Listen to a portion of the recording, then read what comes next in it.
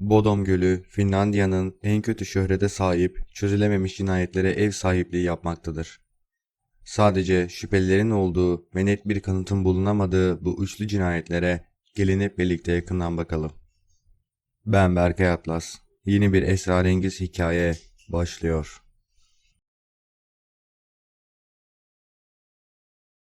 Birçok insan suçlara tanık oluyor. Kimi görmezden geliyor, kimi de duymazdan. Belki de bu yüzden insanlıkta tanrı, günah gibi kavramlar bulunmakta.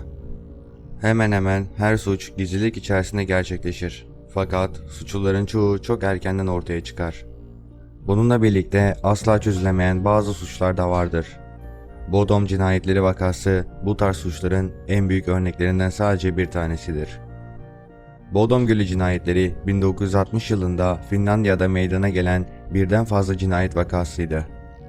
Bodom Gölü, ülkenin başkenti Helsinki'nin yaklaşık 22 kilometre batısında Espoo şehri yakınlarında bir göldür.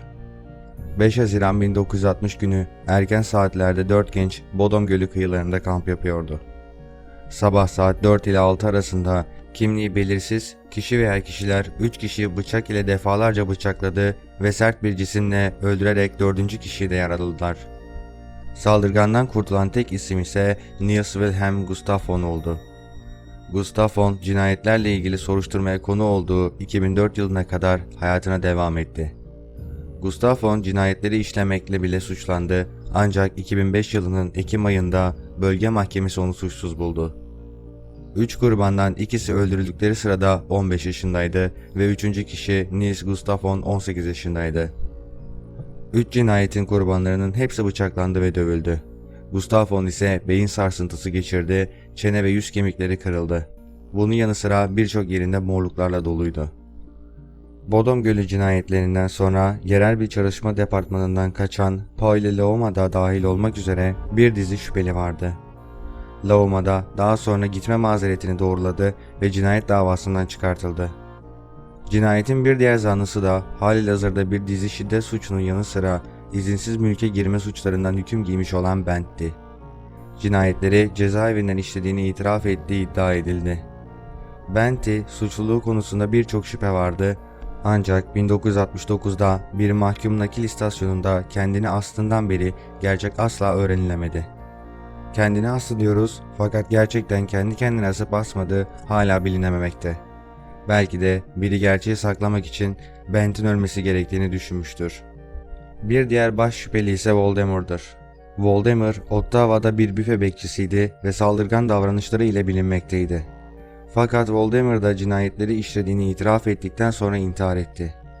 Bodom Gölü'nde boğulmuş olarak bulunan Voldemort hakkında neredeyse hiçbir araştırma yapılmadan üstü kapatılarak kayıtlara boğuldu olarak geçildi. Araştırmalar sonucunda Voldemort'un cinayetlere karıştığına dair hiçbir kanıt bulunamadı. Voldemort'la ilgili tek şüpheli davranış, cinayet gecesi karısının onun yokluğunu polislere söylememesi, söylerse onu öldüreceğini iddia etmesidir. İşin sonunda bu çoklu cinayetten şüphelilerin hiçbiri mahkum edilmedi ve edilememişti. Mahkum edilmek istenilen, itiraf ettiği iddia edilen kişiler ise itiraflarının hemen ardından ölmüştü.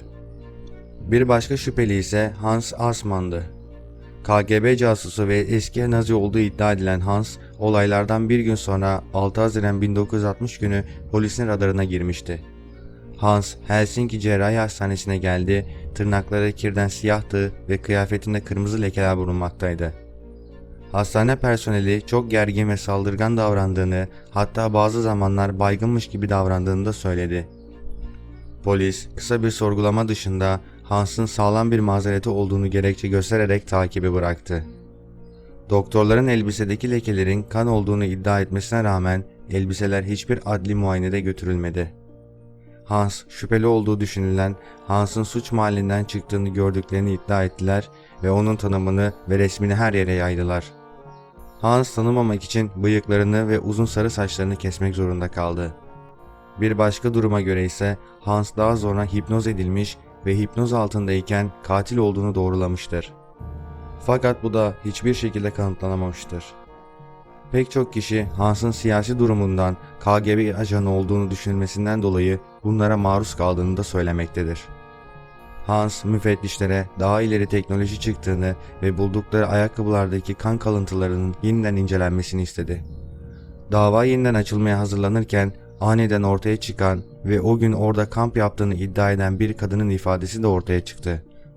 44 yıl sonra dava yeniden açıldı ve 2004 yılına kadar bu olayda Hans halkın gözünde şüpheli konumundaydı. Yeni DNA analizleri şaşırtıcı bir şüphelinin tutuklanmasına yol açtı. Bu kişi hayatta kalan tek kişi olan Niels Wilhelm Gustavo'ydu.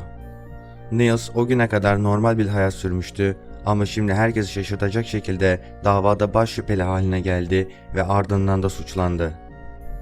Niels 44 yıl aradan sonra Mart 2004'te iç arkadaşını öldürdüğü şüphesiyle polis tarafından tutuklandı. 2005 yılında başlarında Finlandiya Ulusal Soruşturma Bürosu kan lekeleri üzerinden yapılan bazı yeni analizlere dayanarak davanın çözüldüğünü açıkladı. Resmi açıklamaya göre Niels yeni kız arkadaşına olan hisleri yüzünden kıskançlık yaşadı ve bu durum onu öfkelenmesine ve patlamasına neden oldu. Kız aldığı ölümcül darbeden sonra defalarca bıçaklandı. Diğer iki genç ise daha az vahşi bir şekilde öldürüldü. Niels'in kendi yaralarını kayda değer olsa da kendi kendine yaptığı iddia edildi ve diğerlerine göre daha hafifti. Duruşma 4 Ağustos 2005'te başladı. Savcılık Niels için ömür boyu hapis cezası istedi. DNA profili oluşturma gibi modern teknikler kullanılarak eski kanıtların yeniden incelenmesi Niels'e karşı şüpheleri arttırdı. Savunma avukatları cinayetlerin bir veya birden fazla yabancının işi olduğunu ve Niels'in yaralarının boyutu göz önüne alındığında 3 kişiyi öldüremeyecek durumda olduğunu savundu. 7 Ekim 2005'te Niels tüm suçlamalardan beraat etti. Beraat etmesinin üzerine Finlandiya devleti uzun tutukluluk süresi nedeniyle ona zihinsel acı için 45.000 euro ödeme yaptı. Ekim 2005'te bir bölge mahkemesi Niels'in kendisine yöneltilen suçlamalardan suçlu bulmadı ve burada da dava düştü. Olayların gelişiminde yaşanan durumlarda kişilerin itiraflarında birçok açık bulunmakta.